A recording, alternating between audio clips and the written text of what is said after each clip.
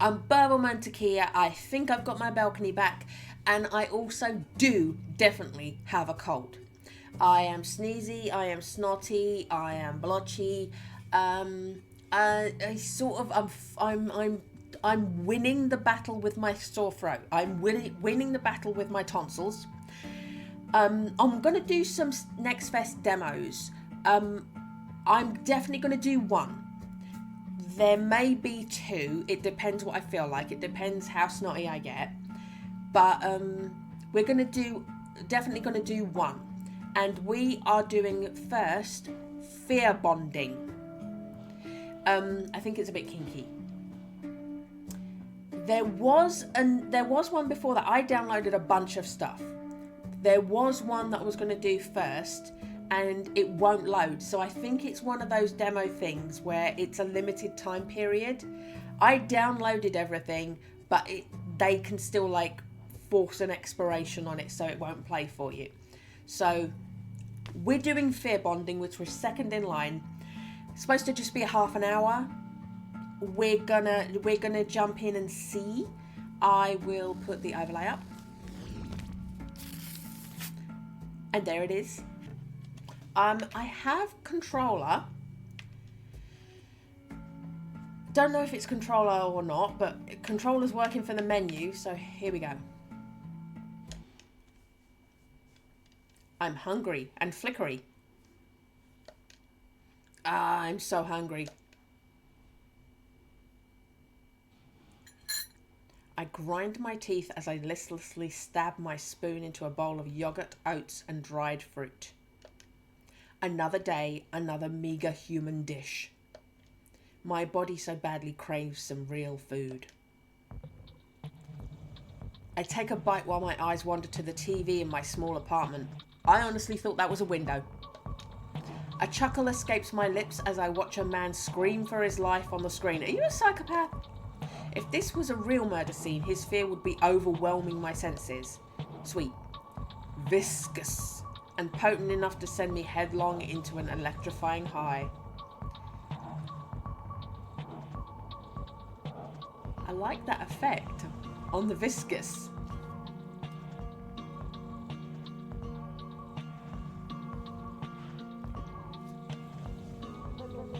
I feel shivers down my spine just imagining it. Oops, I'm already drooling. Not good.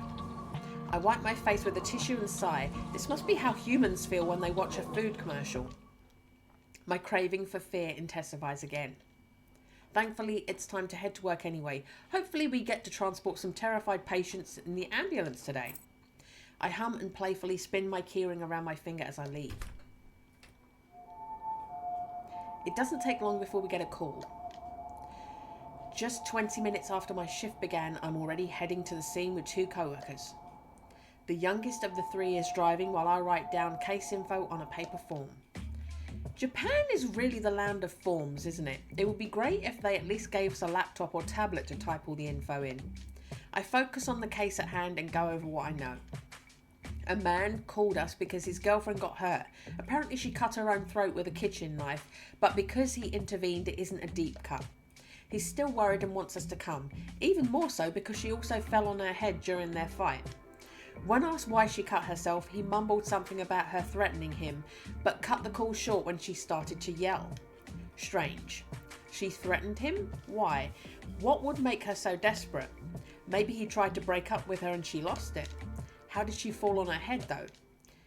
What if it was him who... No use in guessing what happened. I grin as I imagine the fear at least one of them must be feeling. I can't wait to meet them. Excuse me, we're with the ambulance you called? Mr. Arima? Kosuke Arima? Oh my god, thank you for coming. Please come in. He's quite restless. Fear is also there, but this is... With demonic eyes, I see fear taking shape around him. In his case, it's about an average size. The viscous ink-like liquid, pardon me, is turning into multiple arms reaching outward with a static noise-like pattern on them. Isn't this fear of abandonment? I suppress the urge to lick my lips. Ha! This guy is mainly worried about himself. I put on a neutral expression, follow the man into the apartment. His girlfriend is sitting on the couch holding a towel to her neck. Oh, how wonderful. An intense fear has taken hold of her. It's like a cocoon enveloping her. It's slowly turning around her, moving like black glue and splitting into multiple arms that hug her form. She feels suffocated with nowhere to run. I bite my tongue lest I smile like a maniac at the sweet scent her fear is spreading. I subtly open my hand towards her and begin to suck the fear into my fingers. It tingles as it wanders through my veins into my beating heart. Ah, how sweet. As soon as I have enough to fill my stomach, I stop. If I gave in right now, I'd be on a high and unable to do my job. I notice that Mr. Arima has stepped closer, bringing my senses back. She's still a bit out of it. You mentioned she hit her head? Yes, she fell when I tried to take the knife away. Can you confirm that, madam? She slowly nods, but her eyes remain unfocused. My co-workers open up the folding wheelchair. She can still move, so the wheelchair is a better option than the stretcher. Keep applying pressure on the wound, Miss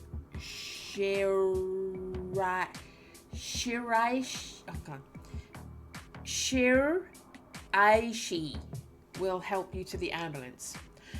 Can I come with you? Yes. Ms. Shiraishi grabs my hand. Is there something you want to say, madam? She slowly shakes her head. I guess I'll keep seeing you afraid then, my honeycomb. I check her wound to make sure it's clean and not too deep, then we guide her into the wheelchair. Mr. Arima, could you please bring some of her belongings with you to the ambulance? Like her health insurance card? Yes, along with anything else that could be helpful. On the way to the ambulance, I keep asking her questions to gauge her current state, but her unfocused stare and slow answers make my co-workers worry. At least she was able to confirm her full name, Yukiko Shiraishi, as well as her date of birth. I'm really sorry I'm butchering that surname. As we drive, I fill out the form with her personal info. Ms. Shiraishi is still in a daze, so I fill in the rest with Mr. Arima's help. Then I start checking with nearby hospitals for any open beds. After several minutes, we finally get a positive answer and make our way there. Mr. Arima is fully focused on his girlfriend, whose eyes stare fixedly on the ceiling. She won't even let him hold her hand when he tries to gently clasp it. You two just make me even more curious about what happened. Their fears start to overlap slightly, pushing and merging and separating again. How did it come to this? How did they create this wonderful fear? The car slows down as we near the hospital, but I don't want to leave them and their tasty paradise they've created. What a shame. Hinata's apartment. After a long day at work, I'm back home. For the rest of the day and even now, I still think about that couple. Damn, I want to eat their fear again. It's been a long while since I've eaten something so delicious. There was so much fear that I could fill my stomach for once. I'm just making sure that I framed the game properly in the overlay. I also let me just blow my nose.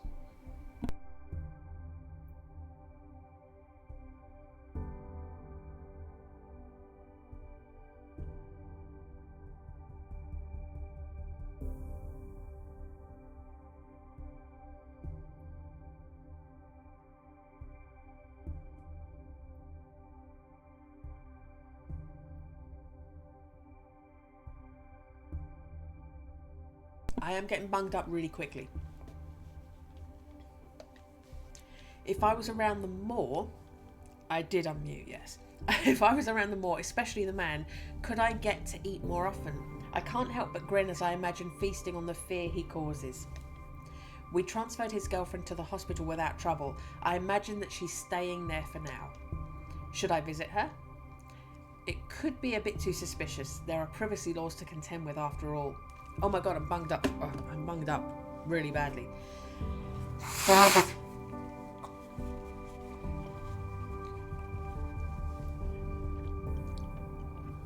Sorry, it's very gross, I'm sorry. But I don't mind taking a little risk for such fear. Maybe instead of visiting her directly, I could act like I'm visiting someone else, a made-up relative, and just happen to mistake her room for theirs. And if her boyfriend visits her for a while I'm there too, that would be just perfect. I survey my apartment to distract myself from my temptations and catch sight of my e-guitar. I should get to practicing for the upcoming jazz festival. Or maybe there's a better distraction. E-guitar. Like a vape. Oh, here we go. Guitar, laundry basket, manga. An old classic from the horror mangaka Juriso Ito called Tomomi. I read his works from time to time. I wonder if there are still things that truly frighten him after drawing horror manga for so long. I should do some laundry actually, into the washing machine with you. I find a note when I check the pockets. Isn't this from the guy I slept with once? Hope he's not still waiting. I thought I made it clear I wasn't looking for anything serious at the time. Time to practice. As I play, I zone out, only focusing again whenever I notice a mistake I have to correct. I like the feeling of drowning out the world as I focus on the music. Being on stage isn't a bad feeling either. I like looking down on people as they look up at me in adoration, and it's just the right distance. They can't ask for more than me playing well for them. Shallow relationships are easier to handle. I've had my fair share of mishaps from misreading the mood in a social group, all because I was too caught up in someone's fear. Standing out as strange makes it hard to get close to those who are scared. Exactly the opposite of what I want. Oh, who could it be? I want to see you. I miss you, my dear Hinata. I want to touch those talented hands. Play for me, Hinata. I know you're playing for me. God, what a disgusting pig. It must be the same lunatic from before. I've already blocked various numbers he's used and discussed the issue with my bandmates. He's using a lot of burner phones, so it's hard to locate him for the police. I started to get these messages right after one of our performances, and they mention my hands and guitar a lot, so I suspect it's an unhinged fan. I hope someone takes care of this trash one day. Man, now I don't want to practice anymore. I put away the guitar, turn off my phone, and set a separate alarm clock to wake me up tomorrow.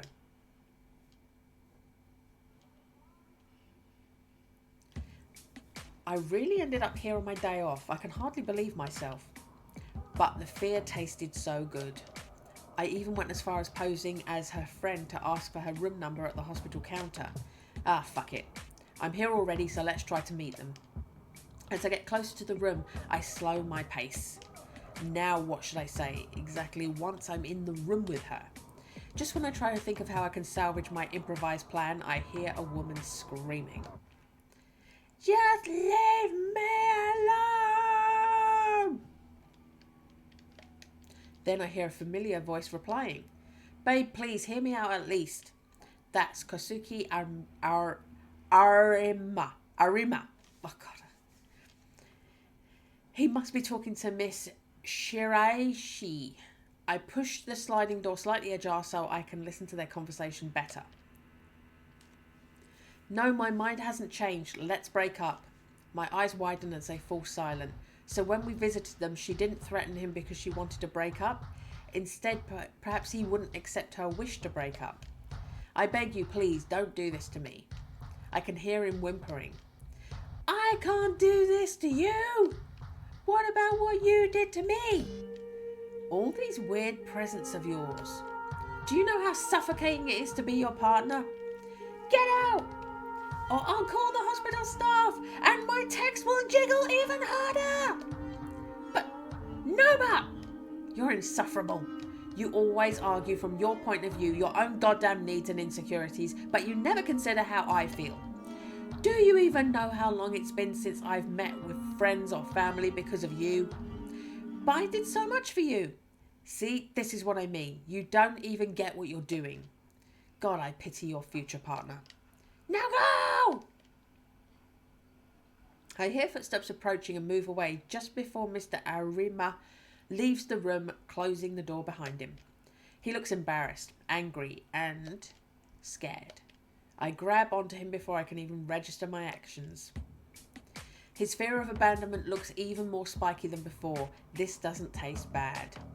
He turns around to regard me with surprise, then puzzlement. But soon both give way to recognition. Oh, the paramedic from before. Could you let go? I really need to go. Wait, come on. I can't just leave someone who went through such a brutal breakup alone. He grinds his teeth and looks away. So you heard everything. Aren't you here because of your job? Or, I don't know, to visit someone? My visit is over already, and I see you haven't slept well. Maybe you haven't even eaten much since we last met. I did not ask for your medical advice. Then think of it this way. Sometimes it's good to vent to a stranger, a neutral third party. Aren't you just going to get annoyed and leave in the end? He looks like a kicked puppy, but underneath that sweet expression, he has such an ability to terrify people. Man, do I want to tame him for myself. Now I'm a good listener, and the drinks are on me. He sighs. Maybe it's better not to be alone right now. He gives me a sad smile and nods. Now that I can take a good look at his face, he's actually pretty handsome. Even better. He follows me dutifully as we leave the hospital. Haha, what a great first step to acquiring my new hunting dog. We enter Izakaya restaurant that offers grilled yakitori chicken skewers and other foods that go well with alcohol. It's a bit rowdy, but to me it's a comfy place. Other regulars are here too, like university students and men in suits who come here right after work or classes. The staff greets us as we enter and the smoky smell from the grill fills our noses. A waiter leads us to a table in the corner and we take our seats. As I open the menu, I notice Mr. Amira, I don't know why I keep wanting to say Amira. Arima isn't even glancing at it. He's lost in a vague, broken stare. That must be why it's so easy to convince him to follow me. What do you want? Just beer. Drinking on an empty stomach should make him tipsier faster. I hope he's a talkative drunk. I order a bowl of edamame for myself and snack on and beer for us both. As soon as it arrives, Mr. Amira, why do I keep wanting to say it? Arima grabs his glass. He downs a big gulp of his drink the moment we say cheers. He sighs in relief, looking a little refreshed. That hit the spot. Right, nothing better than some beer for after a hard day. After drinking some more, he finally seems ready to talk. By the way, is it okay if we speak casually with each other? It might make it easier for you to vent. I guess. Well, look at that. He's already a little tipsy. You can call me Hinata. Is it alright if I call you Kosuke? Yeah. Kind of cute how he responds so eagerly and innocently. I chuckle and rest my chin on my hand. So, Kosuke, I'm all ears. He sighs and pouts. Yukiko, she said that she felt suffocated by me. He rubs his eyes and groans. Doesn't this just mean that I'm dedicated? We date? Dated after all? Isn't it normal to want to spend all your time together as a couple? Our jobs already take up so much time. So, I nod along as I munch on the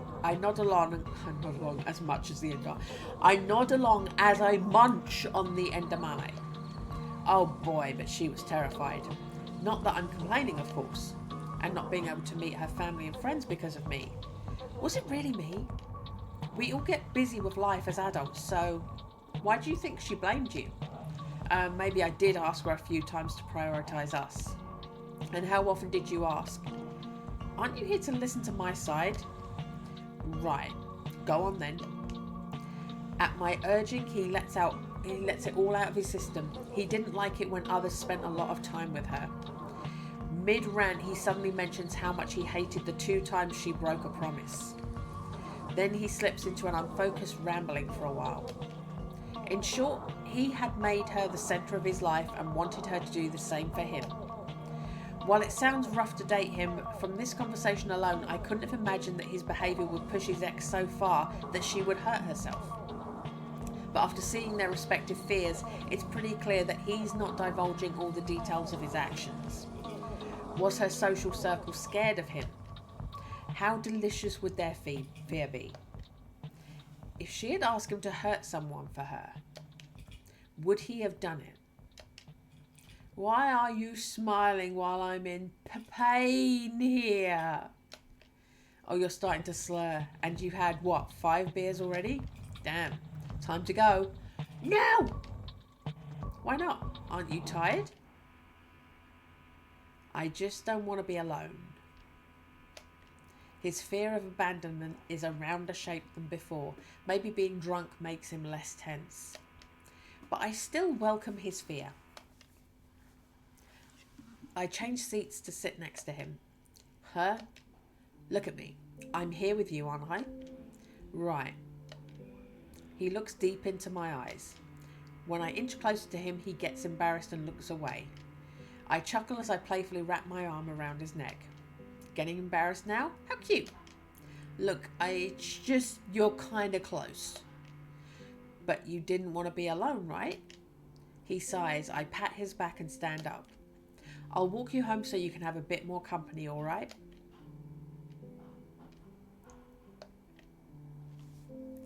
He looks relieved and nods, following me to the counter where I pay our bill. Where I can pay for myself. Now, don't worry, I told you drinks were on me. Making him feel indebted should make it easy to meet up again. As we leave the izakaya, his eyes scan me up and down. Why are you looking at me so intensely? It's just the first time someone kind of escorts me, I guess. Wait, that came out wrong. What I mean is... Go on. He covers his flustered face with his hand. What I mean is, this was nice. Haha, you're welcome. I suppress the urge to corner him. I want to erase Miss Shiriashi from his head, but I need to take it slow. I don't want him to run away. How long will I need to wait until I can take her place? Is a romantic relationship the way to tame him after all? What's the best way to get to your place from here? Huh? Why? Relax, I'm just walking you to the station, or a taxi if that's what you prefer. He pouts and tries to explain how he will get home, but he's too drunk to make much sense. I still remember clearly where his apartment is, so I call a taxi and get in with him. When the taxi sets off, he leans on my shoulder as his eyelids start to close. How defenceless. I pat his head, to which he responds by nuzzling even deeper into my neck. I can hear him whimpering, "Don't leave me." I'm conflicted. I feel like humans and I've had my fair share of relationships, but being loving and caring to a suffocating degree, it just feels wrong to me. But on the other hand, I now have this potential hunting dog who's so scared to be left alone that even his own fear is enticing, let alone the fear he causes in others. How ironic. To survive I need to eat fear, but because of it I regularly get into dangerous situations just like this one. The huge dog had better be worth it. I pinch his cheek, which makes him groan, and slowly push my hand away. After a while we arrive in front of his apartment building. When I see him staggering to the entrance, I sigh and lend him a shoulder as we walk towards his apartment door. He gets his keys out after a few attempts, and once we're inside, I sit him down on the couch. When I turn to leave, he grabs my hand. Kosuke, I'd like to get home too. I still feel down. Can you hug me? I push my hair out of my face and reluctantly smile at him as I open my arms. He immediately hugs me. His nails slowly dig into my back. His sweet tone from before was gone. Now it's deeper and threatening. Will you stay by my side? Will you be different from the others? I grind my teeth. Oh boy, he's strong. I might even be a little scared, but I instinctively feel a rush whenever I notice fear. It takes a lot of willpower to suppress the urge to provoke him. Yeah, I will, on some conditions. Conditions? Don't worry about it for now. He hugs me even tighter. Oh, please can you let go for a moment? It hurts. But you're gonna leave too, right? How about we exchange numbers then? He lets go and looks at me with joy. He turns on a bloody dime, doesn't he? Really? As if I would ever let you go, you crazy possessive dog. He obediently gives his number and saves mine and smiles at me as I say goodbye. I just hope he remembers all this. With a spring in my step, I leave the building and my phone vibrates almost immediately. My elation vanishes when I realise it's not from Kosuke. Who is he? Thank you for playing the demo of Fearbonding. If you liked what you saw, wishlist it on Steam. Okay. Now I hope you can get some good sleep. Oh, thank you. Thank you for wishing me sleep. Okay.